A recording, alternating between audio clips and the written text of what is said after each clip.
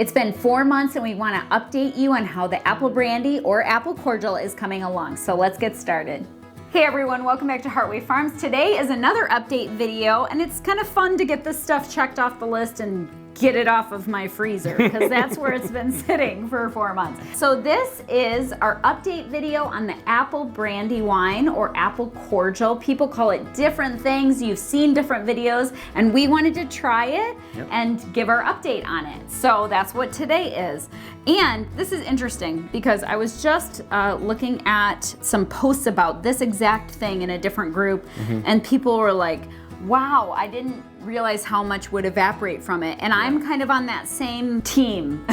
We had a lot evaporate out of our apples and our raisins. So let's backtrack. When this started several months ago, Julianne and I chopped up, we were gifted some apples. Yep, we got a bunch of, I call them deer apples. They're a bunch of just like good, like cider apples. They call them apple seconds, you know, that like people don't necessarily want to eat fresh. They might have imperfections or wormholes or whatever. And people drop them off here, which is a huge blessing because we give them to the animals. But honestly, some of them are amazing. So we turn them into all sorts of things, which is what kind of inspired it's almost like you have a video on like what, 4 or 5 ways apples? It's almost like I have ways to teach you how to use different apple things. But so we did exactly that. Someone dropped off a bunch of apples and they were beautiful and delicious and amazing. So we're like, let's make all the things. We made, you know, pie. We made Julianne's favorite thing to make is apple butter, and it is so good. If you have not checked out Julianne's apple butter recipe, it is the best one. And I'm not just saying that because I'm her mom. I have gotten so many comments, so much feedback from all of you who have tried her recipe, and it's your favorite and it is our favorite. So make sure you check that out. We'll link that around here somewhere. So this can be used for the cordial, which is the drinking portion of it, but then all of the scraps, you can use them in like muffins and stuff like that too. You can use them for baking purposes. Sure. Too. That's what the experts say. That is what the experts say. If you want some boozy muffins, this is what you should use. Is that where you're gonna come up with a recipe? I don't know, apparently I should. So we tried 2 different alcoholic beverages making them. We love kombucha, so we love kombucha. And for years, Josh made it before we ever moved onto this farm property. Right. And it was kind of funny because that's a question we get all the time is why don't you guys make kombucha? Some things just have to fall by the wayside. You can't do everything. We don't believe in doing everything because you'll never have any moments to yourself in life. But one thing that has fallen by the wayside is making kombucha. And I would love to get back to that because it's one of our favorite beverages for almost all of us. I think 7 out of 8 of us enjoy we did like kombucha. the constant brew. So like we had the container where you just took it off the bottom and it just kept it brewing. So that was kind of nice too. So we've made kombucha before, love it, totally support it, want to get back into it. But this year we tried our hand at some peach wine because we had been given tons of peaches from our friend, and we were running out of things to make with them. So we tried it, and actually that has turned out really nice. It took forever, but it's really good now. It took a long time, but we're not even going to do an update video on it because it took so long. And I know this video has gone off the deep end, but we started making this peach wine, and the goal was we were like, hey, let's see, because we're not winemakers at all. I kind of wanted a kombucha, like a peach kombucha. Let's try to stop the process when it starts getting kind of bubbly and fermenty and yeasty and have some carbonation to it. That never happened. We tried it through the whole process. And if you make wine, you know about it, you probably understand why that didn't happen. But on the timeline when the wine should have been done, it was more like peach moonshine. Yes. Like that's how strong peach hooch. strong it was. Yeah. It was fine, but it was like, this is not what we tried to do. So we put it, that was before we went into the second ferment. Yeah. And now it's been bottled and down fermenting in the root cellar. And now it actually tastes like peach wine. Yeah. Maybe we'll have to do an update video now. I just did. I just gave my update video. Anyway, now it's really good, and you could absolutely cook with it. We've talked about making different tinctures and different things with it. And even adding it into a kombucha down the road here, so that it's diluted down. Because historically speaking, we don't keep alcohol in the house. We don't drink, but we've wanted to try some of these fermented products because they are really good for you. They have good gut health. And we love kombucha, and it's not like we're anti those things. I would much rather, and someone's gonna get mad at me, but I would much rather, like, if someone has a cough or a cold, give them a little swig of like those alcoholic beverages over store-bought nasty cough medicine, right? Yeah. So I have no issue keeping those things in the house or bartering with those or cooking with those. Some of my favorite recipes have white wine or red wine in them. So those are some of the staples that we keep in the pantry and keep in the house. And once again, it's another skill set. If you learn how to use basic ingredients, basic things, or have basic things in the house, you can have that fruit that's gifted to you and turn it into something usable, even if it's in a condition that you wouldn't normally cook with. Hey friends, do you hate meal planning as much as I used to? Well, I don't anymore because I have created free resources just for you so that you can put together a meal plan for an entire year. Did I say free? Check it out. So that's what we did for this apple brandy wine. I've seen these recipes all over other people's channels. And these have been going on for centuries. They've been making these for a long time. Yes. So some things that surprised me, some things that we did. Let's start with that. These are the same crocks. If you've seen any of my... It smells really good. Yeah. So I will say we've tasted a little bit of this, and this, as opposed to the peach wine, is delicious. I'm just gonna say.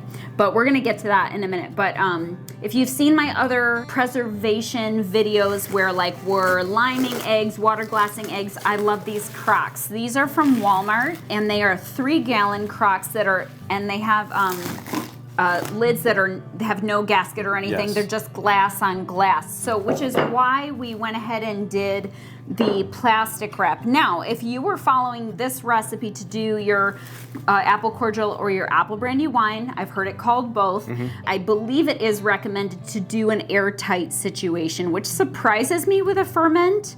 So it's I need to do a little bit airtight, but more. it has the ability to release out. So it's like it's something that you would like put. So that's what I did. Yes, we try to do that. So I put on plastic wrap, and some people said, some people said put rubber bands. Some people said use airtight. We did a heavy layer of plastic wrap and then pushed this down to create. There is a little lip here. It's probably hard to tell, but to kind of create that seal, which is what we did, and we left it for months. Yeah, it's going on 5 months. 4 or 5 months, something like that. Kind of set it and forget it, leave it alone, you know. You're supposed to put it in a warm spot so it ferment, but we had no issues. I saw bubbles in these almost immediately, and we did go back after a few days into it, press it back down and add more apples. We did a whole nother layer of apples with raisins and a sprinkle of sugar, because those are the only ingredients. Apples, some organic cane sugar, and some of our organic raisins. So we did go back and do that, but then we just let it go because I didn't want to keep doing that or mess up the ferment. Are they dry? No, it still have moisture to it. I'm just looking at it. I was looking at they've got like a... People said it would mold. There's no mold on this at all. That's kind of normal, supposedly. I think it's because they truly fermented in that time too, which helps. So, and I mean, I guess you could have removed the liquid when it was still up to like here, but maybe it wouldn't have been as strong. I'm not sure. So anyway, here we are. It smells amazing. Here, I can start pouring. It smells so good. Strainer here. We're gonna. I don't expect there to be. Let me get you a spoon or something to get it out. These look like they would be really good to cook with. Look at them. I guess you don't need a spoon. So I'm assuming we're gonna have to like press these down. Well, that's why I was gonna put them in a bag. Okay. So that we can really squeeze them. Because there's barely anything. I think we need to compress this. Okay.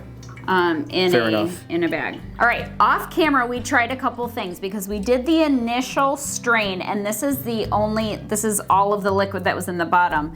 Actually, there was even a little bit less than that. These are holding a ton of liquid though. The fruit is holding so much. So we tried a couple different things to figure out what solution would be the best way to get the most liquid out of all of these delicious apples, because it really smells and tastes pretty good. Yeah. So I'm excited about that, and I don't really want to just feed this to the chickens.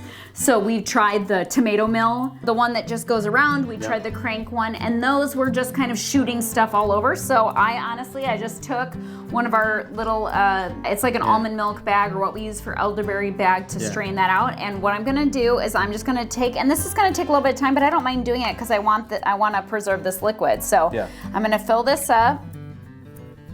And maybe we can even take turns. We'll see. And then I'm just gonna, down here, because it does shoot, there's so much liquid you're gonna see. See how much liquid is coming out of this, Marie? Like, I don't wanna waste all that by tossing that.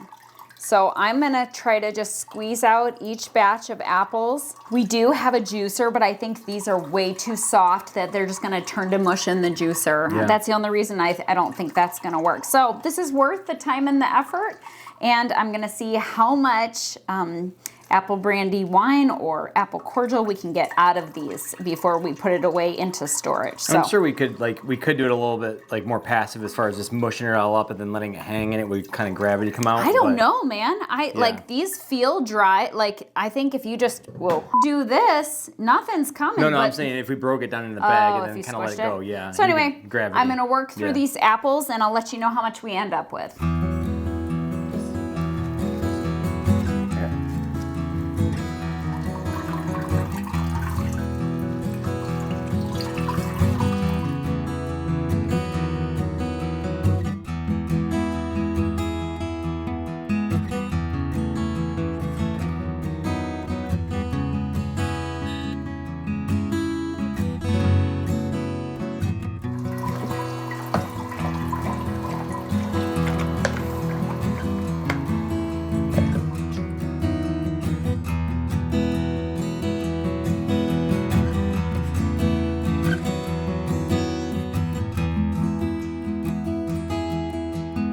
Okay, we are getting closer to being done with this process. Okay, in other videos that I have seen on this, I'll be honest, I haven't seen quite how to extract the liquid other than putting all of the fruit in a bag and hanging it and letting it drip. That is not the experience that we had. And so we're gonna share that with all of you. So what we decided to do, as you saw already, is we put the fruit in a straining bag and squeezed out. I got a lot of liquid out just doing that, but of course Mr. Muscles here, he could get a lot more out of it, and Josh is like, once you're done squeezing out the liquid, I'm gonna go ahead and puree that and squeeze it again and see if I can get even more out, and it is working. So this is taking more time, but I feel like it's making it worth the effort to actually get a good amount of juice out of it. Had we just strained it and let it hang, I don't even know that we would have had even 16 ounces at all. Like it was very little. Maybe a bottle full, very small amount of liquid. So this way we are getting as much as possible out of the fruit, blending the apples. So I squeezed them, then Josh blended them, squeezed them again, and here we are. And we still have this whole bowl to strain out. So after one time of blending it, we've got like this blended puree that we've now... You blended and squeezed it, and now this is like the pulp. Dry, it's definitely dry pulp. Yeah. So chicken food. Sure. But we're not going to cook with it. Like I know other people talk about making things with the apple scraps as far as muffins and stuff, but we're just going to end up giving this probably back to the chickens now. So anyway, a little bit of labor of love, but I'm excited because this looks way more worth the effort than what it did look like. Yeah, like all that moisture, like I thought a lot of it evaporated off. It smells so good. It did, but I think a lot of it absorbed, and we're unlocking it from that fruit. So. Okay, and you want to take a dip here? I'm sorry. Yes, just for the sake of the video, and because it's going to take Josh a while to do this. Yes. I'm going to let him do that, but that is really delicious and warming. You could totally, that's really good. Yeah. It's really smooth actually. It's not like bitter alcohol. That's really yummy. You can try that. So this is worth the effort to get. It still has that like fermented smell to it. It's really nice though. Yeah, it's not yeasty. Yeah. But it tastes good just as it is. But you could do lots of different things with this. It looks like a cider, but it's like a, I don't know, it's like a hard cider. Yeah. Okay. All right. So Josh is going to go through the rest of the process and see how much liquid we end up with in the end. Yep. Okay.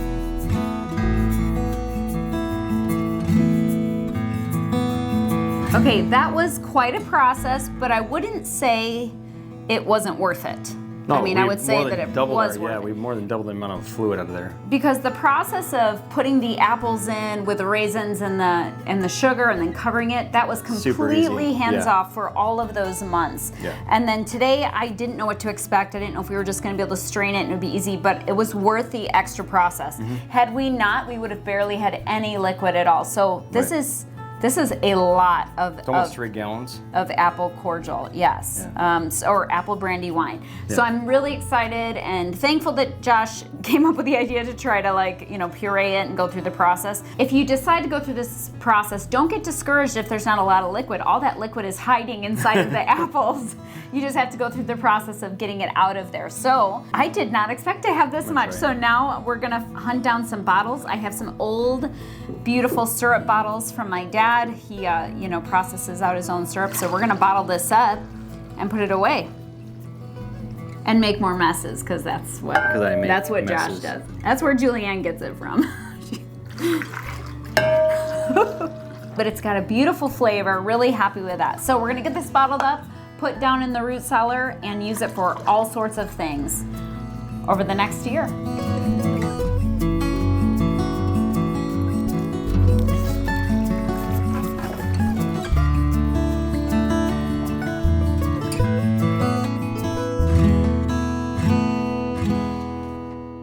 So if you want to learn more how to use your apples, check out this video right here.